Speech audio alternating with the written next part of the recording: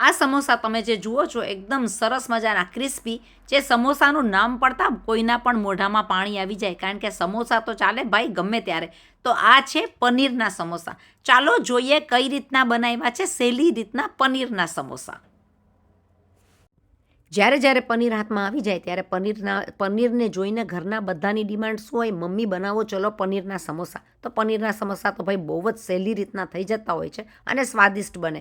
પનીરને ખમણી લીધું છે, લોટને લઈ લીધો છે 250 ગ્રામ મેંદાના લોટની અંદર જરાક એવું તેલ, જરાક એવું મીઠું બનાવી નાખશું. રોટલી જેવો કૂણો માખણ જેવો લોટ જે એકદમ જ સરસ પડ આપે, અને પડ તમે જોજો કેવા થશે, ખુલતા ખુલતા એકદમ સરસ. એની અંદર કળચી લઈ લીધી છે, કળચીમાં આપણે લઈ લીધી છે મટર અને મકાઈ જે બાફી નાખ્યા છે. સાથે લઈ લેશું થોડો એવો કાંદો. તો કાંદાને આ બધું સોતળીને મોઇશ્ચરને બાળી નાખશું. આ ત્રણ વસ્તુની મોઇશ્ચર બળી ગઈ હશે તો સ્વાદ લાગશે એકદમ જ સરસ. તો બધું લઈ લેશું પનીરની અંદર. પનીર સાથે તમે જોઈએ તો તમારું મનગમતું ચીઝ પણ લઈ શકો. મેં બનાવી નાખ્યા છે ખાલી પનીરના જ સમોસા. લઈ લેશું એકદમ સરસ મજાની તીખાશ વધારવા માટે આદુ મરચાંની સરખી પેસ્ટ. આદુ મરચાંની પેસ્ટ જો સરખી હશે તો સ્વાદ લાગશે બહુ જ સરસ.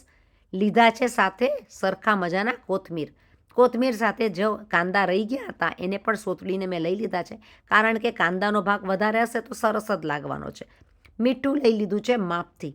આની અંદર તો ભાઈ ચટણી કે બીજી વસ્તુ નહીં પડે, એટલે કે લાલ ભૂકી નહીં પડે, તો આપણે એને સ્વાદ વધારવા લઈ લેશું તજ લવિંગનો થોડોક ભૂકો. સાથે લઈ લેશું ગરમ મસાલો, જે વધારે પનીરના સમોસાનો સ્વાદ એકદમ જ સરસ.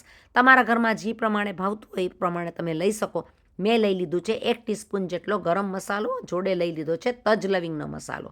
તો આનાથી ને પનીરના સમોસાનો સ્વાદ એકદમ જ ચઢીને આવશે, કારણ કે ગળાશ અને ખટાશ તો આમાં પડશે નહીં. એની અંદર આપણે એ તો વસ્તુ નાખતા નથી, તો આ વસ્તુ નાખીને એને સ્વાદને આપણે વધારશું. તો ગરમ મસાલાની સાથે લઈ લેશું થોડા એવા ચીલી ફ્લેક્સ નાખ્યા બાદ એની અંદર મરીનો ભૂક્કો જો થોડો નાખ્યો હોય તો મરીના ભૂક્કો પણ તીખાશને વધારે. તો મરીના ભૂક્કાથી પણ સ્વાદ એકદમ સરસ આવશે. જુઓ તમે આટલો મસાલો પડેલી વસ્તુ તો લાગે કેવું સરસ. એનો મસાલો જોતાની સાથે તમને મન થઈ જાય કે આની બનાવી નાખીએ પનીર ચપાટી કે બનાવી નાખીએ પનીર સમોસા. છોકરાઓને ડબ્બામાં લઈ જવા કે ઘરના કામમાં કે ઘરના તમે સાંજના નાસ્તામાં કે ડિનરમાં ગમે ત્યારે આ વસ્તુ ચાલે. મેં લઈ લીધું છે થોડું ટોપરું.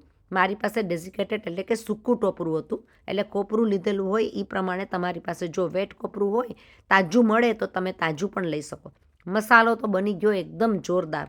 તમે જોઈ શકો છો કે એની અંદર જે મસાલો પડ્યો છે એનો સ્વાદ એકદમ જ સરસ આવશે.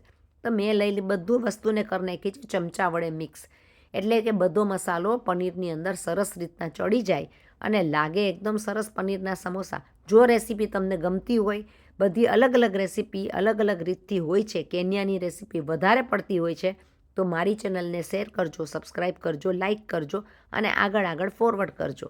તમે જોઈ શકો છો કે પનીરનો મસાલો એકદમ જ સરસ રીતના ચડી ગયો છે, અને મિક્સ કરીને અંદર જો તીખાશવાળું હોય અને મટર અને મકાઈનો સ્વાદ ઉપર ઓર ચડતો હોય તો બહુ જ સરસ લાગે આ પનીરના સમોસા. ચલો બનાવી નાખીએ હવે પડ. મસાલો તો બની ગયો છે, આપણે પડ માટે લઈ લેશું નાના લુવા.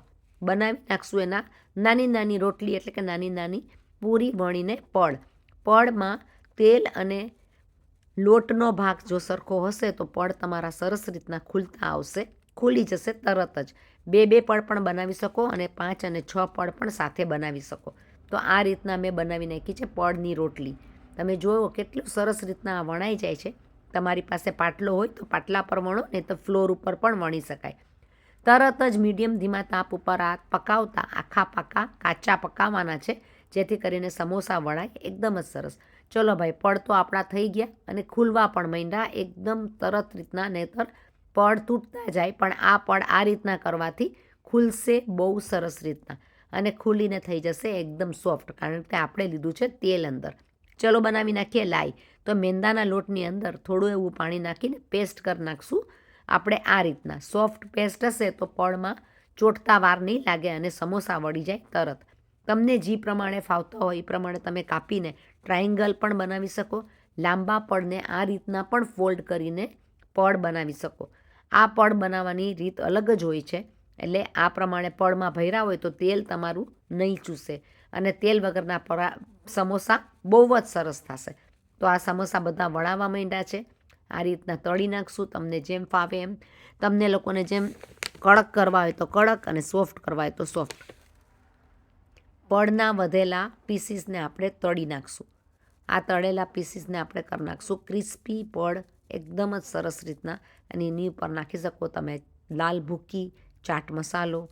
અને આ સ્વાદિષ્ટ પડને નાસ્તામાં પણ ખવાય અને કડક કડક પડ લાગતા લાગે પણ બહુ સરસ છે ને. વેસ્ટમાંથી બેસ્ટ વધેલા પીસનું પણ આપણે ઇસ્તેમાલ કરી લીધો. શેર કરો, સબસ્ક્રાઈબ કરો, લાઇક કરો, ફોરવર્ડ કરો.